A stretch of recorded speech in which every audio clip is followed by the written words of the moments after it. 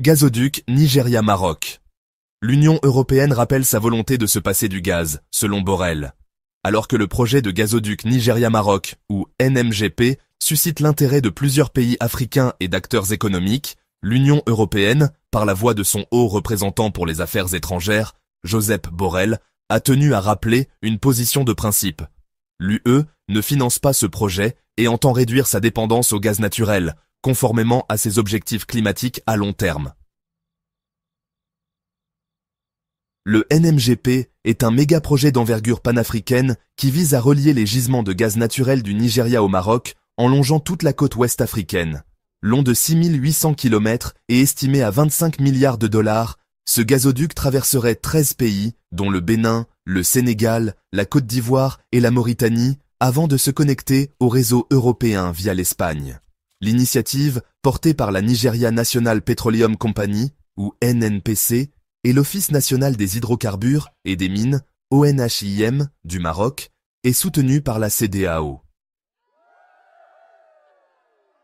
Cependant, Josep Borrell a récemment affirmé que l'Union européenne n'a ni sollicité ni prévu de subventionner ce projet. Il est crucial de comprendre que l'UE ne cherche pas de nouveaux approvisionnements en gaz à long terme. Nous sommes engagés dans une transition vers des énergies propres, a-t-il déclaré.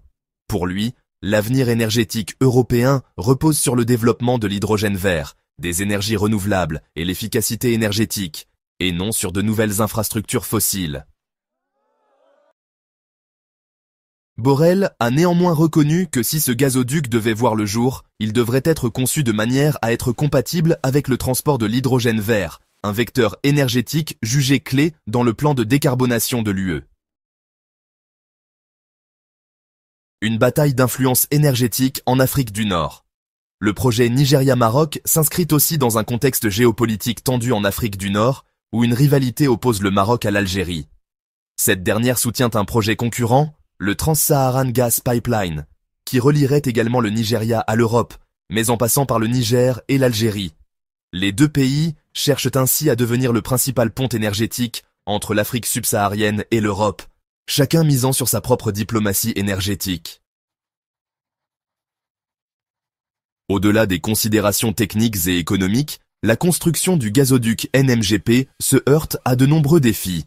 Instabilité sécuritaire dans certaines régions traversées, comme le Sahel, difficultés de financement, incertitudes géopolitiques, et désormais le faible appui d'un partenaire stratégique potentiel, l'Union européenne. Si le gazoduc Nigeria-Maroc peut représenter une opportunité pour l'intégration énergétique régionale en Afrique et pour l'exportation vers l'Europe, il devra être compatible avec les nouvelles réalités du marché énergétique mondial, où la demande pour le gaz naturel à long terme est appelée à diminuer. En somme, l'enthousiasme initial autour du projet devra être tempéré par une analyse plus fine de sa viabilité dans un monde qui se détourne des énergies fossiles. Le soutien européen, s'il devait exister un jour, serait donc conditionné à une compatibilité avec la stratégie climatique de l'UE et au développement d'un axe Afrique-Europe tourné vers l'énergie verte. Sahara marocain. La France met à jour la superficie du Maroc et renforce son appui à la souveraineté marocaine. En octobre 2024, un tournant diplomatique majeur a été amorcé entre Paris et Rabat. Après la publication d'une nouvelle carte du Maroc, intégrant le Sahara marocain, sur le site du ministère français des Affaires étrangères, la France est allée un pas plus loin. Elle a officiellement mis à jour la superficie du royaume, passant de 446 550 km² à 710 850 km², incluant ainsi les provinces du Sud, que le Maroc considère comme faisant partie intégrante de son territoire. Une carte diplomatique, un message politique. La carte publiée par le Quai d'Orsay n'est pas anodine. Elle représente désormais le Maroc, dans ses frontières, incluant le Sahara marocain, un territoire disputé depuis le retrait de l'Espagne en 1975. La légende de cette carte précise que, pour la France, le présent et l'avenir du Sahara marocain s'inscrivent dans le cadre de la souveraineté marocaine.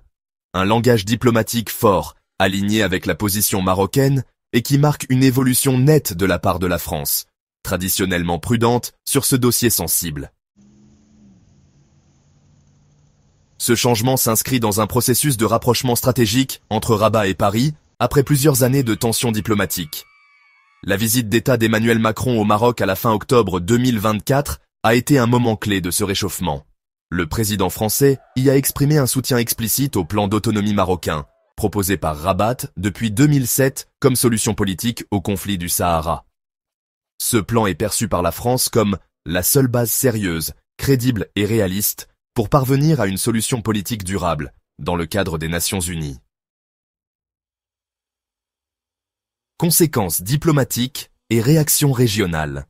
La mise à jour de la superficie marocaine et la reconnaissance implicite de la souveraineté sur le Sahara marocain par la France n'a pas manqué de susciter des réactions, notamment de la part de l'Algérie, soutien historique du Front Polisario, le mouvement indépendantiste sahraoui. Alger y voit une prise de position déséquilibrée et contraire aux résolutions onusiennes, et pourrait revoir certains aspects de sa coopération bilatérale avec Paris. De son côté, le Maroc a salué cette démarche comme un acte de souveraineté diplomatique française rapprochant la France de la position adoptée par les États-Unis depuis la reconnaissance par l'administration Trump en décembre 2020 de la souveraineté marocaine sur le Sahara. Malgré cette reconnaissance de fait, la question du Sahara marocain reste juridiquement complexe. Le territoire figure toujours sur la liste des territoires non autonomes de l'ONU, et les résolutions du Conseil de sécurité continuent de prôner une solution politique mutuellement acceptable, sans mention explicite de souveraineté. Par ailleurs, plusieurs arrêts récents de la Cour de justice de l'Union européenne ont invalidé des accords commerciaux entre l'Union européenne et le Maroc portant sur les ressources du Sahara au motif que le peuple sahraoui, représenté par le Front Polisario selon la CJUE, n'a pas donné son consentement. La modification de la superficie officielle du Maroc sur les documents français constitue donc un signal fort, à la fois politique et symbolique. Elle traduit une volonté d'ancrer durablement la France aux côtés du Maroc sur ce dossier, dans un contexte de redéfinition des alliances en Afrique du Nord.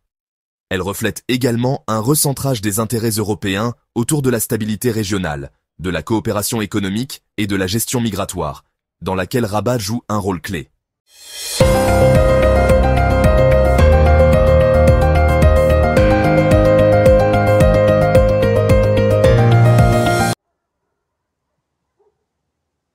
Le 8 mai 2025, à Londres, lors de la 8e édition de la conférence Morocco Capital Markets Days, Ben Coleman, envoyé commercial du Premier ministre britannique, Keir Starmer, a réaffirmé l'engagement du Royaume-Uni à approfondir son partenariat stratégique avec le Maroc.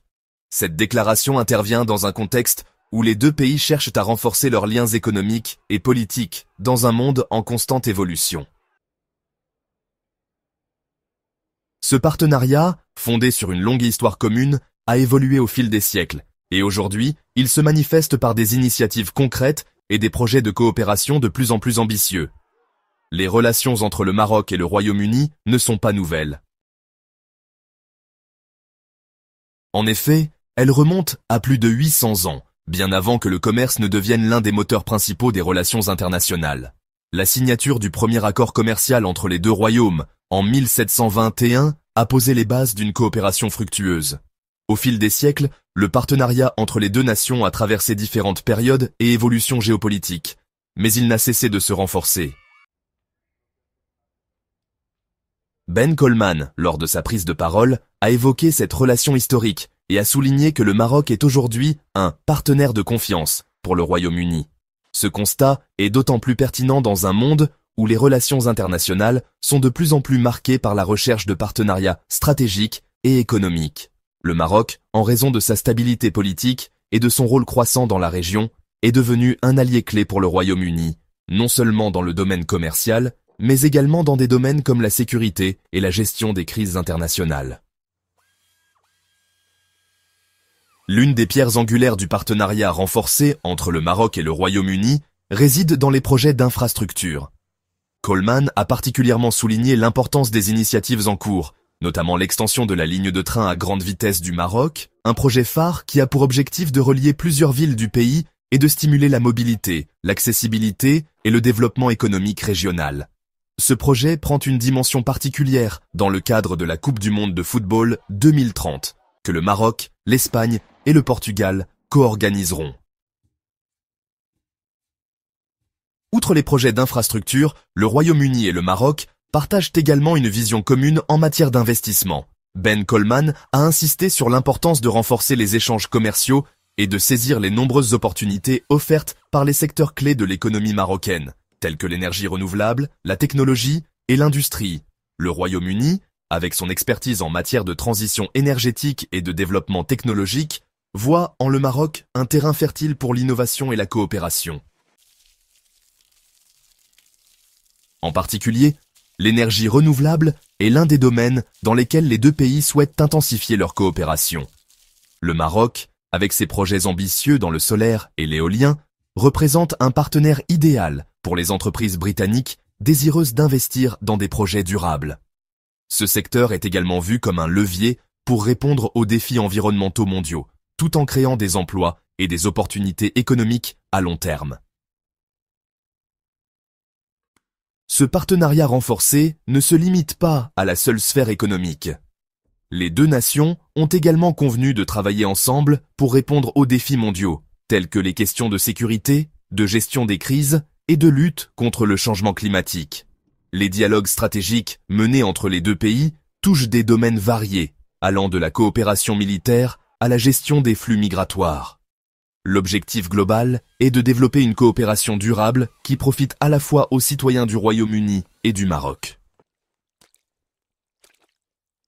L'engagement réaffirmé du Royaume-Uni envers le Maroc, exprimé par Ben Coleman lors de la conférence Morocco Capital Markets Days, témoigne d'une volonté commune de construire un partenariat stratégique encore plus solide dans les années à venir. Ce renforcement des liens entre les deux pays est une étape majeure pour le développement économique et politique, et constitue un modèle de coopération internationale dans un monde globalisé.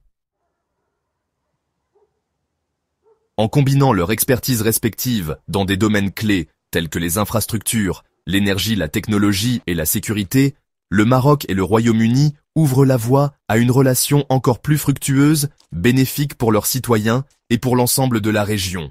Le Maroc, en particulier, est bien positionné pour jouer un rôle central dans le renforcement de la coopération méditerranéenne et dans l'atteinte des objectifs mondiaux de développement durable.